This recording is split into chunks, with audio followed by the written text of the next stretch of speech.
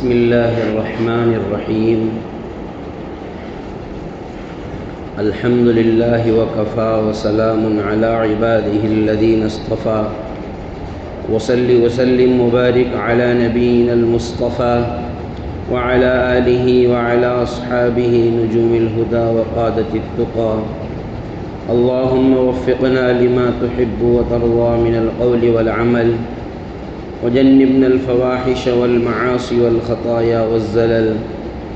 اللهم آثرنا وأكثرنا وأصلح لنا شأننا كله لا إله إلا أنت. أما بعد فأعوذ بالله من الشيطان الرجيم. بسم الله الرحمن الرحيم. فادعوا الله مخلصين له الدين. وقال تعالى: وَإِذَا سَأَلَكَ عِبَادِي عَنِّي فَإِنِّي قَرِيبٌ أُجِيبُ دَعْوَةَ الدَّاعِ إِذَا دَعَانِ فَلْيَسْتَجِيبُوا لِي وَلْيُؤْمِنُوا بِي لَعَلَّهُمْ يَرْشُدُونَ. وقال تعالى: وقال ربكم ادعوني أستجب لكم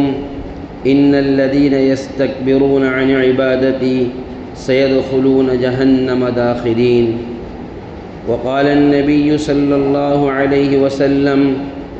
من لم يسأل الله يغضب عليه. وقال النبي صلى الله عليه وسلم: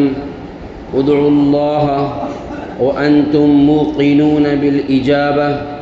فإن الله لا يستجيب دعاء من قلب غافل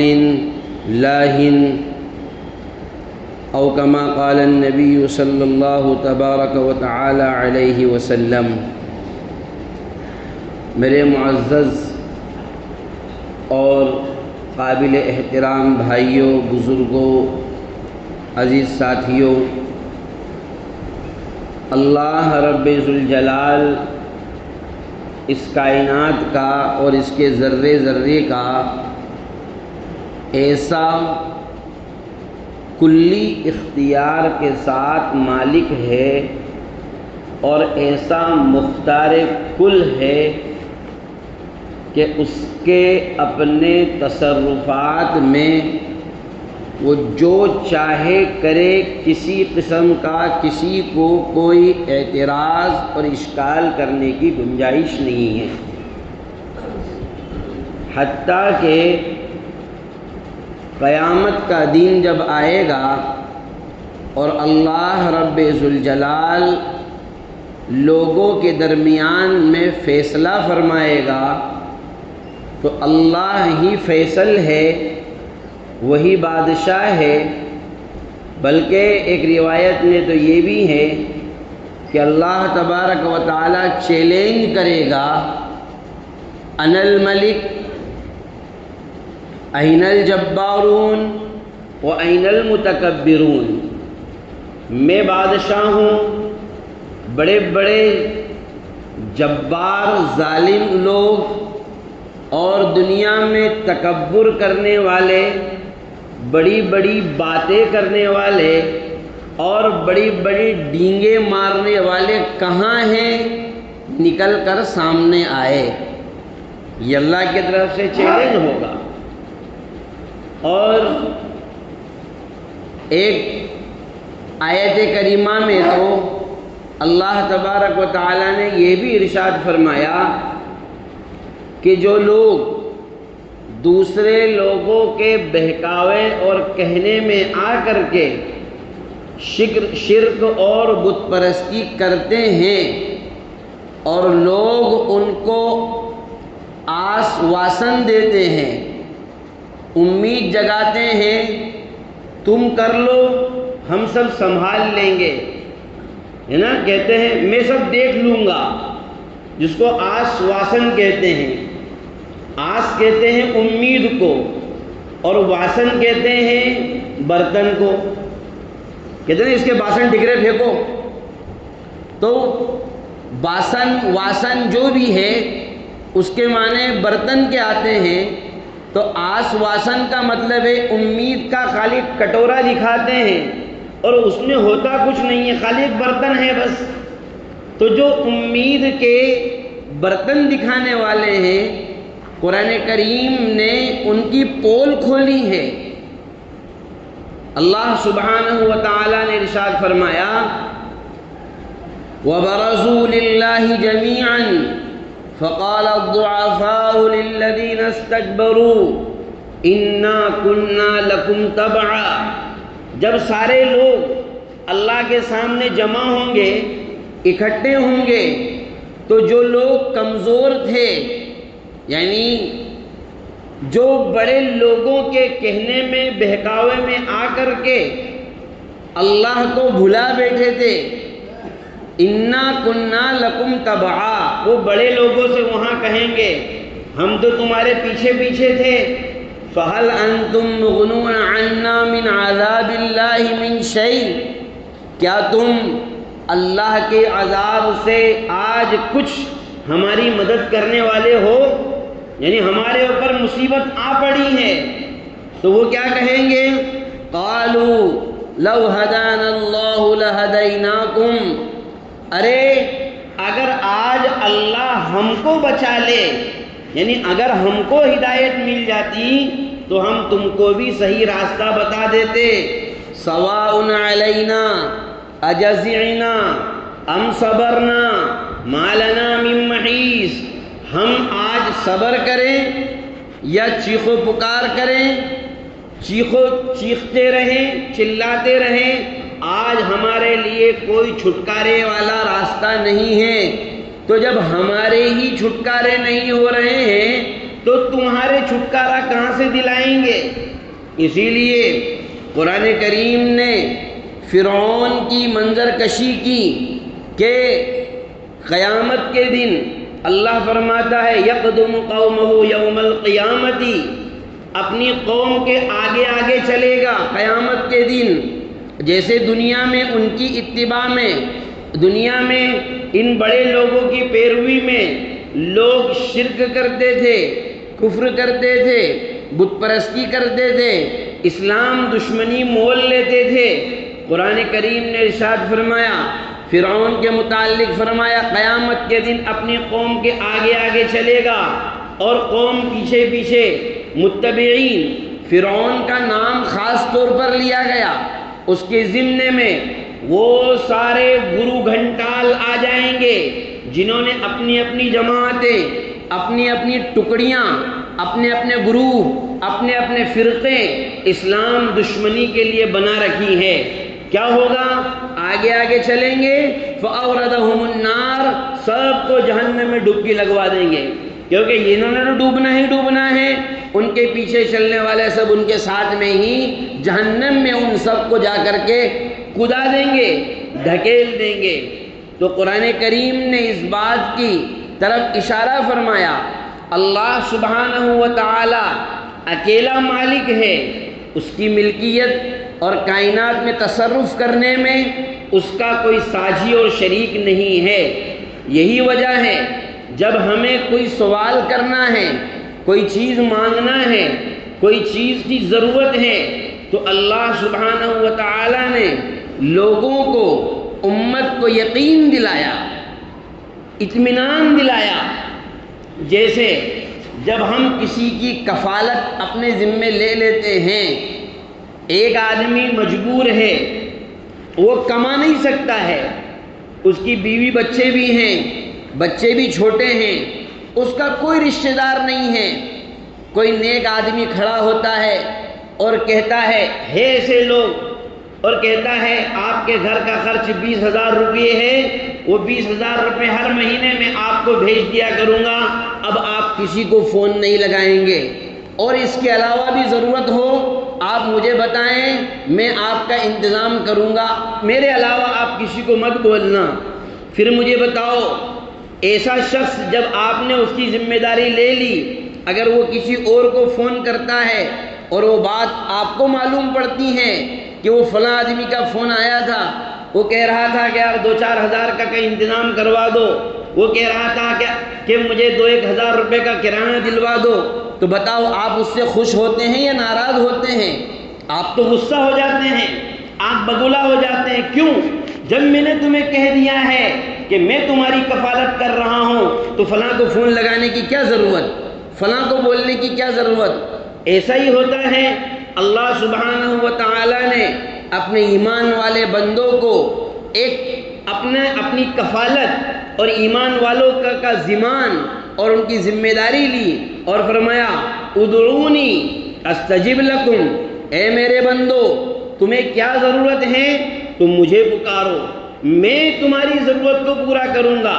تم مجھے بتاؤ۔ اسی لیے جیسا کہ جب کسی دوسرے کو کہا جاتا ہے تو وہ سیٹھ صاحب ناراض ہو جاتے ہیں اور ہو سکتا ہو اگلی بار یہ کہہ دے کہ ٹھیک ہے بھائی تو تیرے حساب سے اب انتظام کر لیا کرنا، اب جب تو فون لگا ہی دیتا ہے تو ہماری کیا ضرورت؟ کہتے ہیں کہ نہیں، اب تو تیرے حساب سے کر لینا۔ اللہ سبحانہ و تعالی نے فرمایا ان الذین یستکبرون عن عبادتی سیدخلون جہنم داخرین، جو لوگ مجھے نہیں پکاریں گے اور اپنے آپ کو ہی اور کانفیڈنس سمجھنے لگیں گے کہ ہم سب کچھ کر سکتے ہیں، ہم اپنا انتظام خود کر سکتے ہیں، اور یہ سوچ کر کہ اپنی طاقت اور اپنی قوت اور اپنی قوت کو ہی، اسباب کو ہی وہ اصل سمجھ بیٹھتے ہیں اور ہماری طرف نہیں آتے، ہماری عبادت سے گریز کرتے ہیں، ہمیں پکارنے سے گریز کرتے ہیں۔ فرمایا ایسے لوگ اوندے منہ گھسیٹ کر کے ذلت اور رسوائی کے ساتھ جہنم میں داخل کیے جائیں گے۔ اسی لیے ایک روایت میں جناب رسول اللہ صلی اللہ علیہ وسلم نے ارشاد فرمایا من لم یسأل اللہ یغضب علیہ، جو بندہ اللہ سے سوال نہیں کرتا ہے اللہ اس سے ناراض ہوتا ہے، اللہ اس پر غصہ کرتا ہے۔ عجیب بات ہے، دنیا کا مزاج کیسا ہے؟ ارے ایک بار منع کر دیا نہیں بھائی پھر کیوں فون لگا رہا ہے، ایک بار بول دیا ہے پھر کیوں فون لگا رہا ہے، منع کر دیا ہے پھر کیوں آ رہا ہے؟ اللہ فرماتا ہے نہیں آؤ گے تو ناراضگی کا اظہار کروں گا، نہیں مانگو گے تو غصہ کروں گا، ہاں اگر میرے سامنے میرے علاوہ کسی اور سے مانگو گے تو میں ناراض ہو جاؤں گا، ہاں پھر یہ ہوگا کہ پھر تم کو تمہارے اپنے حوالے چھوڑ دوں گا اور تم پھر اپنا دفاع نہیں کر پاؤ گے۔ آج ہماری حالت زار اور امت مسلمہ کی حالت زار چاروں طرف سے پوری دنیا میں ایک ناگفتہ بھی شکل اختیار کر چکی ہے۔ لوگ پریشان ہیں کہ کیا کیا جائے ایسی صورتحال میں، جبکہ اسلام دشمن طاقتیں چاروں طرف سے اسلام کو مٹانے کے لیے حملہ آور ہیں اور منصوبہ بند طریقے سے اسباب بھی ان کے ہیں، وسائل بھی ان کے ہیں، طاقتیں بھی ان کی ہیں، قوتیں بھی ان کی ہیں، اسلحہ بھی ان کا ہے، حکومتیں بھی ان کے ہیں، گواہ بھی ان کے ہیں، فیصل بھی ان کے ہیں، عدالتیں بھی ان کی ہیں، قلم بھی ان کے ہیں، قلموں میں قلموں کے ذریعے سے لکھے جانے والے اوراق بھی ان کے ہیں، دفعات بھی ان کے ہیں، سب کچھ ان کی ہیں۔ تو سارے اسباب اور وسائل کے جب وہ مالک ہو چکے ہیں، ہمارا کیا ہے؟ ایسی صورتحال میں بندہ مومن کو یہ توجہ دلائی جاتی ہے کہ آپ سب کچھ کو ایک طرف رکھ کر کے اپنے اللہ کی طرف رجوع کرو، اپنے اللہ کے سامنے متوجہ ہو اور اپنے سوال اللہ کے سامنے رکھو، اپنی ضرورت اللہ کے سامنے رکھو۔ ہاں اتنی بات ضرور یاد رکھنا چاہیے کہ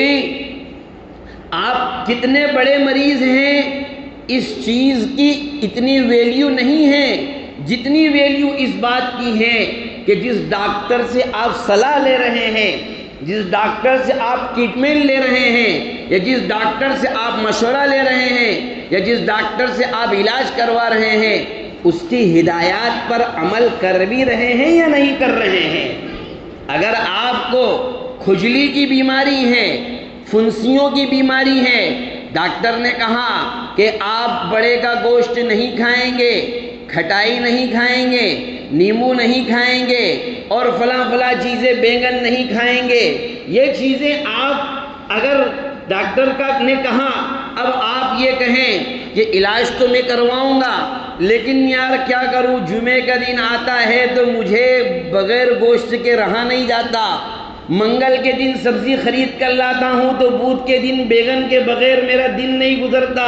تو ظاہر سی بات ہے جب آپ علاج لیں گے اور پرہیز نہیں کریں گے تو پھر ڈاکٹر صاحب کو جا کر کے یہ کہیں گے کہ مجھے فائدہ نہیں ہوا، تو اس سے کوئی فائدہ نہیں ہے۔ جتنی ویلیو علاج کی ہوتی ہے اتنی ہی بلکہ اس سے کئی گنا زیادہ ویلیو اس پرہیز کی ہوتی ہے جو ڈاکٹر بتاتا ہے۔ اللہ تبارک و تعالیٰ نے فرمایا کہ اے محمد جب آپ سے میرے بندے یہ سوال کرے میں کہاں ہوں، میں بندوں کی اس پکار کو سنتا ہوں یا نہیں، آپ کہیے ان کو کہ فإنی قریب، میں تمہارے بالکل قریب ہوں، جب تم پکارتے ہو زور سے پکارتے ہو تو بھی سنتا ہوں،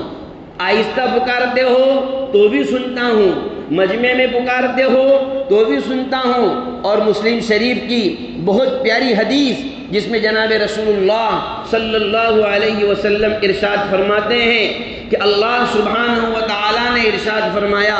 کہ اے میرے بندو لو ان اولکم وآخرکم وانسکم وجنکم ورطبکم ویابسکم وصغیرکم وکبیرکم قاموا على صعيد واحد فسألوني فأعطيت كل إنسان مسألته ما نقص مما عندي إلا كما ينقص المخيط إذا أدخل البحر۔ حضور علیہ السلام نے فرمایا، اللہ فرماتا ہے اے لوگو تم سب کے سب انسان، جنات، انبیاء، صلحاء، شہداء، جو گزر گئے وہ بھی، جو آنے والے ہیں وہ بھی، سب کے سب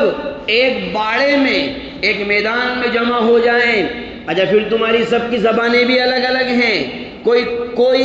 کون سی زبان میں بول رہا ہے، کوئی عربی میں بولے گا، کوئی اردو میں بولے گا، کوئی بنگالی میں بولے گا، کوئی نماڑی میں بولے گا، کوئی گجراتی میں بولے گا، کوئی ہندی میں بولے گا۔ اللہ فرماتا ہے کہ سب کو بیک وقت میں سن بھی رہا ہوں، اور جس نے جو مانگا اتنا میں نے اس کو دے بھی دیا آن کے آن میں۔ تو جو میرے خزانے ہیں اس خزانے میں سے اتنی بھی کمی نہیں آئے گی جتنا کہ سمندر میں ایک سوئی کو ڈالا گیا اور نکالنے کے بعد میں اس سوئی پر جو تری لگی ہے، جو پانی کا حصہ لگا ہے، تو بتائیے سمندر میں اتنی تو کمی آ گئی۔ بھئی اگر ایک قطرے کا تھوڑا سوئی اگر تر بھی ہو گئی تو وہ تری ادھر آنے کی وجہ سے سمندر میں اتنی تو کمی آ گئی۔ اللہ سبحانہ و تعالیٰ کے خزانے میں اتنی بھی کمی آنے والی نہیں ہے، لیکن شرط کیا ہے کہ پکارنے کا، مانگنے کا سلیقہ اور طریقہ کیا ہونا چاہیے۔ اسی لیے اللہ سبحانہ و تعالیٰ ہم دعا تو مانگتے ہیں، ایک روایت میں ہے، مسلم شریف کی روایت ہے، جناب رسول اللہ صلی اللہ علیہ وسلم ارشاد فرماتے ہیں کہ کوئی شخص دور دراز کا سفر کرتا ہے، پراگندہ حال، فارغ البال، کپڑے بھی میلے کچیلے، اور اللہ کے سامنے جا کر کے روتا ہے، گڑ گڑاتا ہے اور کہتا ہے اے اللہ میں پریشان ہوں، اے اللہ میری مدد فرما، میں اتنا مصیبت میں گھرا ہوا ہوں۔ فرماتے ہیں نبی علیہ السلام لیکن اس شخص کا مطعمہ حرام ومشربہ حرام وملبسہ حرام فأنا یستجاب لذالک، اس کا کھانا حرام، اس کا پینا حرام، اس کا لباس حرام، وغذی بالحرام، غذا اس کی حرام، فأنا یستجاب۔ اب دعا کہاں سے قبول ہوگی؟ معلوم یہ ہوا دعا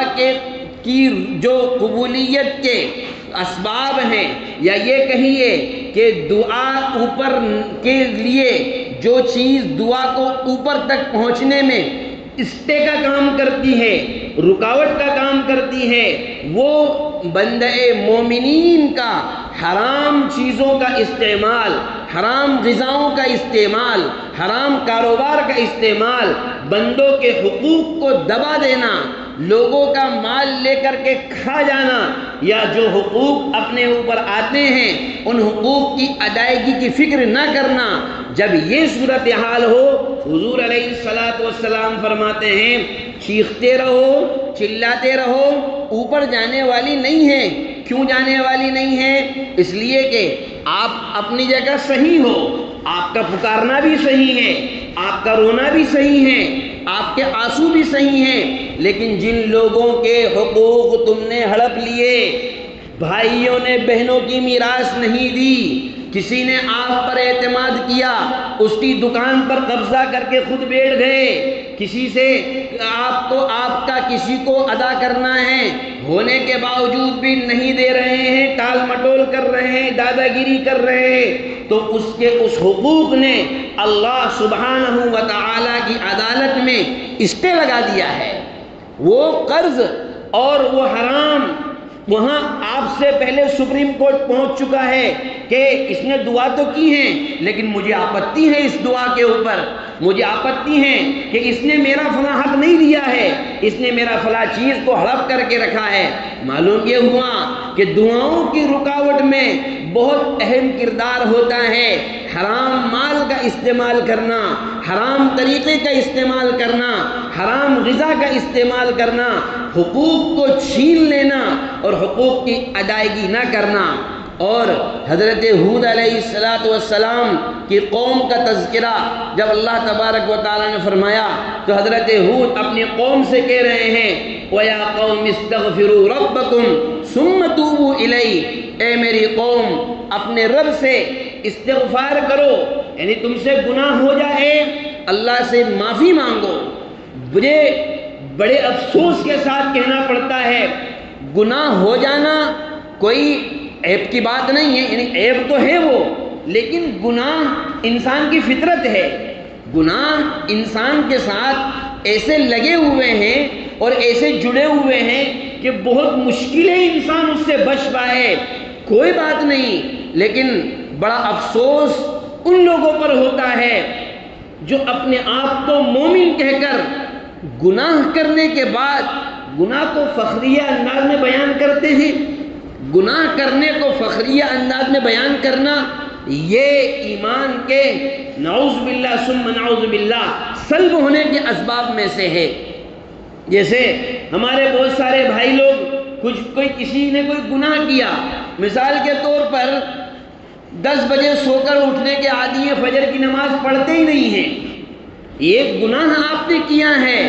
آپ کو افسوس ہونا چاہیے کہ نہیں یار میں غلط کرتا ہوں، لیکن فخریہ انداز میں بیان کرنا اپن تو فجر کہاں پڑھتے ہیں،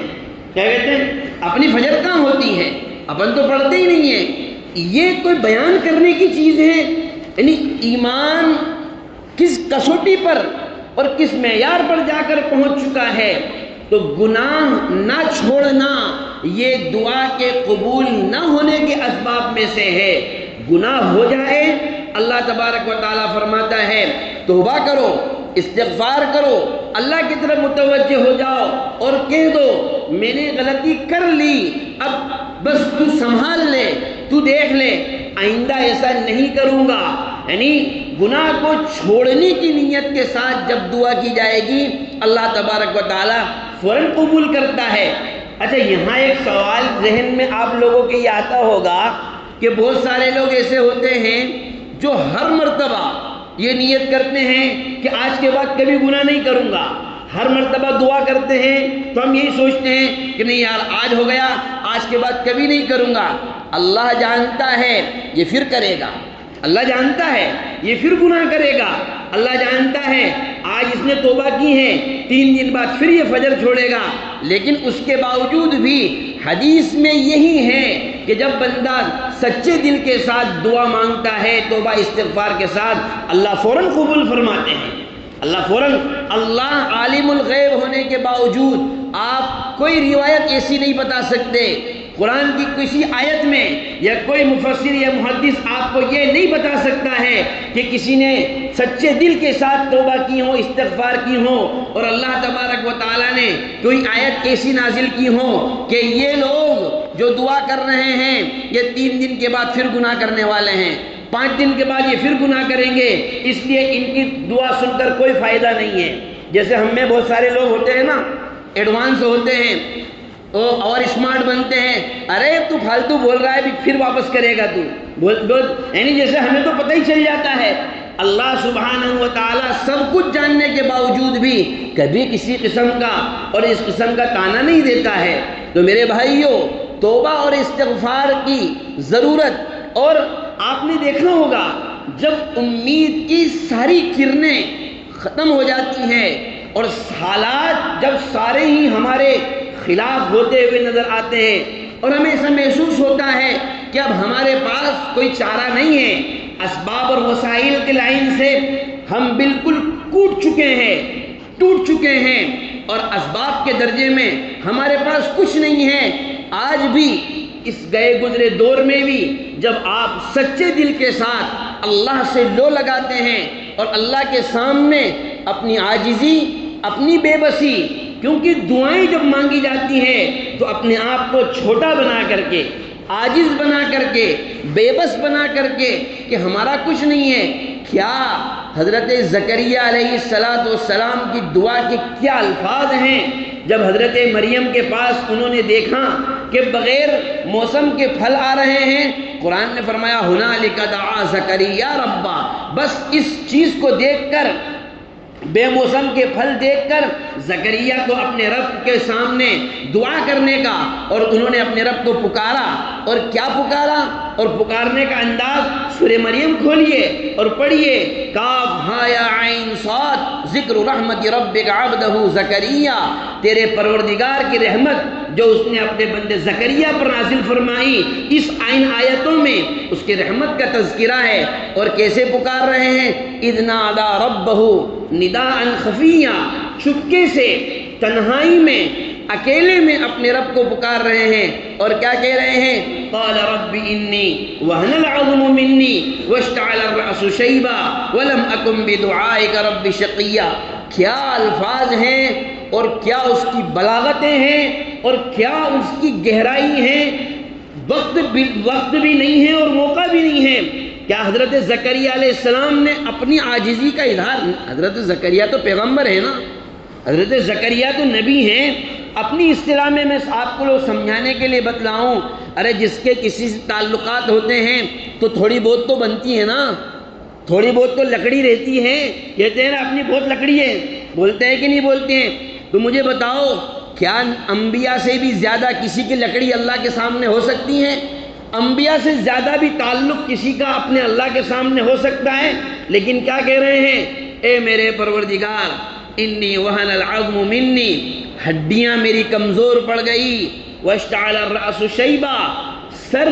پورا کے پورا سفید ہو چکا ہے اور بڑھاپا آ چکا ہے۔ یعنی حضرت زکریا علیہ السلام کہہ رہے ہیں، اے اللہ، حالات تو کچھ نہیں ہیں، معاملہ اسباب کے اعتبار سے تو بالکل ایسا نظر ہی نہیں آتا ہے کہ کچھ دم ہے، کچھ طاقت ہے، لیکن ایک شق ہے، وہ کیا ہے، وَلَمْ أَكُمْ بِدُعَائِكَ رَبِّ شَقِيًّا، جب بھی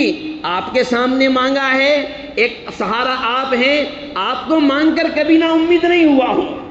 حضرت زکریا کہہ رہے ہیں، آپ کے سامنے جا کر کبھی نا امید نہیں ہوا ہوں، آپ سے جب کہاں ہے، جیسے جب کسی سے تعاون لینا ہوتا ہے مسجد کا، مدرسے کا، تو جا کر کیا کہتے ہیں، ارے حاجی صاحب، آپ ہی تو ہمارے گاؤں کی ایک شخصیت ہو جس سے ہم نے جتنے کی امید کی ہے، آپ نے ماشاءاللہ بڑھ چڑھ کر ہی حصہ لیا ہے، کرتے ہیں کہ نہیں کرتے؟ حضرت زکریا علیہ السلام کہہ رہے ہیں، اے اللہ، آپ ہی تو ہیں جس سے کبھی نا امید نہیں ہوا ہوں۔ کیا چاہیے تھا حضرت زکریا علیہ السلام کو؟ اولاد چاہیے تھی، کیونکہ اولاد نہیں تھی، بڑھاپا آ گیا تھا، اور ہمارے زمانے کا تو تھا نہیں کہ پھٹافٹ عاملوں کے پاس جا کر اور تعویذات کے چکر میں اور گنڈے ونڈے کروا کر کے اور پلیتے ولیتے دم کروا کر کے اور یہاں جھاڑ پھونک کروا کر کے اور جیسا تیسا کروا کرو کے اور اس کا علاج لے لوا کے سال ڈیڑھ سال کے اندر ہی سارے کی ساری مرگھٹوں کا پانی پی پوا کر کے اور ساری درگاہوں اور سارے جھوٹے عاملوں اور سارے جھوٹے پیروں کے چکر میں جا کر کے کہ یہ بھی دے دیجئے وہ بھی دے دیجئے، اور پھر اس میں سے کچھ لوگ ہوتے ہیں جو کوک باندھ دیتے ہیں، کچھ لوگ ہوتے ہیں جو جادو کرتے ہیں، کچھ لوگ ہوتے ہیں جو کالا جادو کرتے ہیں، کچھ لوگ ہوتے ہیں جو رشتہ داروں کا جادو کہتے ہیں، کچھ لوگ ہوتے ہیں جو پڑوسیوں کا جادو کہتے ہیں، اور ایسا کوئی سسٹم تو تھا نہیں، اللہ سے مانگنا تھا۔ فرمایا وَلَمْ أَكُمْ بِدُعَائِكَ رَبِّ شَقِيًّا، اور فرمایا اے میرے رب مجھے کیا دے دے، ایسی اولاد دے جو میری اور میری وراثت یعنی نبوت جو علم ہے اس کا وارث بنے، ایسی چیز مجھے عطا فرمایا۔ اللہ نے اولاد بھی عطا فرمائی، نام بھی عطا فرمایا، اور کہا کہ ہم اولاد بھی دیں گے اور نام کا سلیکشن بھی ہم خود کریں گے۔ بہرحال تو بات یہ چل رہی تھی کہ جب ہم اسباب کے اعتبار سے ساری طرف سے ٹوٹ جاتے ہیں اور پھر ایک جٹ ہو کر کے اجتماعیت کے ساتھ دعاؤں کا اہتمام کرتے ہیں۔ آپ نے کچھ دنوں پہلے آپ کے ہی گاؤں میں دیکھا ہوگا، سنا ہوگا، حالات ایسے نظر نہیں آتے تھے، دشمنوں کی طاقتیں اتنی اجتماعیت کے ساتھ جمع ہو چکی تھی، لیکن جب اللہ سے مانگا گیا اور جب اس کے سامنے اپنی بندگی، اپنی عاجزی، یعنی اس کے سامنے جب ہم نے کہا کہ ہم کچھ نہیں ہیں، بس تو ہی ہے، اور جو کچھ بھی ہوا وہ صرف اللہ نے کیا ہے، اللہ کی طاقت سے ہوا ہے، ہمارا کسی کا کوئی کمال نہیں ہے، ہمارے کسی کو کوئی طاقت نہیں ہے، اللہ سبحانہ و تعالی ہی نے اپنی رحمت اور اپنے فضل سے مصیبتوں کو ٹالا ہے، اور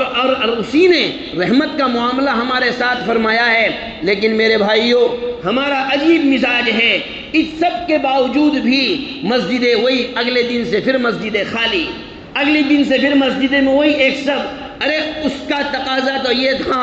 پہلے ہم اس لیے مانگ رہے تھے کہ ہم سے مصیبتیں ٹل جائیں، اور مصیبت ٹل جانے کے بعد میں سارا کے سارا گاؤں شکرانے کے طور پر مسجدوں میں اکٹھا ہوتا، اللہ کے سامنے شکرانے کی 2 رکعت پڑھتا، لیکن اس کے باوجود حال وہی ہے کہ پھر فجر کے بعد، فجر میں جو سونے کا نظام تھا وہی کہ وہی ہمارا نظام رہا، وہی کہ وہی ہمارا معمول رہا۔ حضور علیہ السلام کو سارا کچھ ہونے کے باوجود فرما رہے ہیں، افلا اکون عبدا شکورا، جس رب نے مجھے نبوت عطا فرمائی، جس نے مجھے خاتم النبیین بنایا، کیا اس کا شکرانے کے طور پر میں رات کو عبادت نہ کروں؟ اور ہمارے نوجوان جب مصیبتیں ٹل جاتی ہیں تو ہم اپنی طرف منسوب کرتے ہیں، وہ کہتا ہے فلاں نے ایسا کیا، وہ کہتا ہے فلاں نے ایسا کیا۔ میرے بھائیوں، مجھے بتاؤ، اگر اللہ نے ہم سے یہ پوچھ لیا کہ کام ہونے کے بعد کہتے ہو اس نے کیا، اس نے کیا، فلاں نے کیا، اگر میں تمہارا کام روک لیتا اور تمہارے اوپر ظالموں کو مسلط کر لیتا، پھر کہاں جاتے وہ فلاں جس نے کام کیا، وہ فلاں جس نے کام کیا؟ اس لیے اللہ سبحانہ و تعالی سے اپنا تعلق بہت زیادہ مضبوط کرنے کی ضرورت ہے،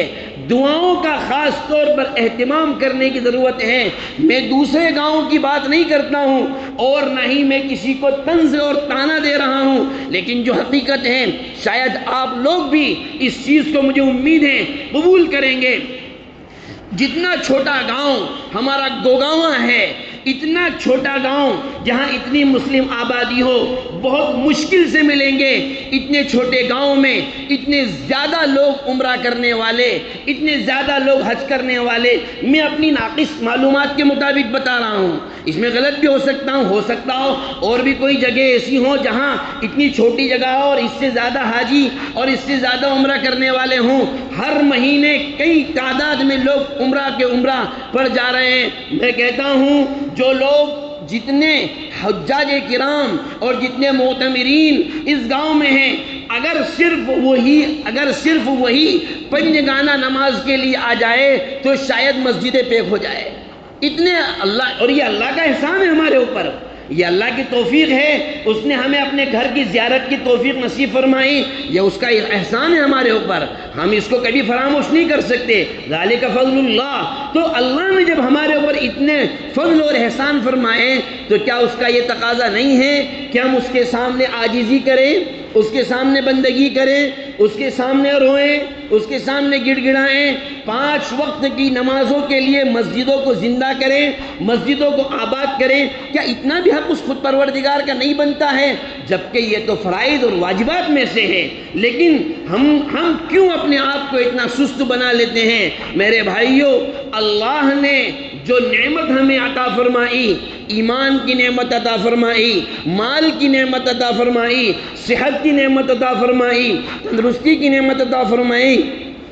خوشحالی کی نعمت عطا فرمائی، محبتوں کی نعمت عطا فرمائی، آپس میں بھائی چارگی کی نعمت عطا فرمائی، حسن اخلاق کی نعمت اللہ نے ہم کو عطا فرمائی، سخاوت کی نعمت سے اللہ نے ہم کو مالا مال فرمایا، زکوٰۃ ادا کرنے کی توفیق صرف اللہ کے فضل سے ہم کو ملی ہوئی ہے، صدقات اور خیرات کی کثرت کرنے کی توفیق صرف اس پروردگار کی طرف سے ہمیں ملی ہوئی ہے، ہمارا اس میں کوئی کمال نہیں ہے۔ تو کیا اس پروردگار کا یہ حق نہیں ہے کہ ہم اپنی مصیبتوں کے وقت جس طریقے سے اس کو پکارتے ہیں اسی طریقے سے خوشحالی کے موقع پر بھی اس کو پکاریں، نمازوں کا اہتمام کریں، اللہ کے سامنے دعاؤں کا اہتمام ہمیشہ جاری رکھیں، لیکن اس کے لیے گناہوں سے توبہ کریں، حرام مال سے اپنے آپ کو بچائیں، حقوق العباد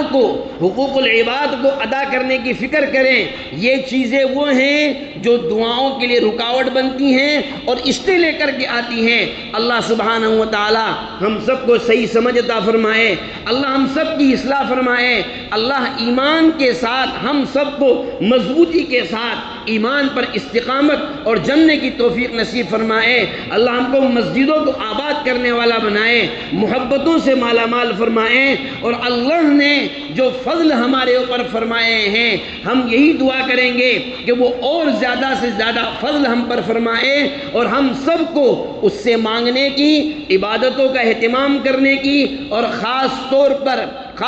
پر آخری گزارش سبھی بھائیوں سے، فجر کی نماز میں زندہ کرو اپنے آپ کو۔ فجر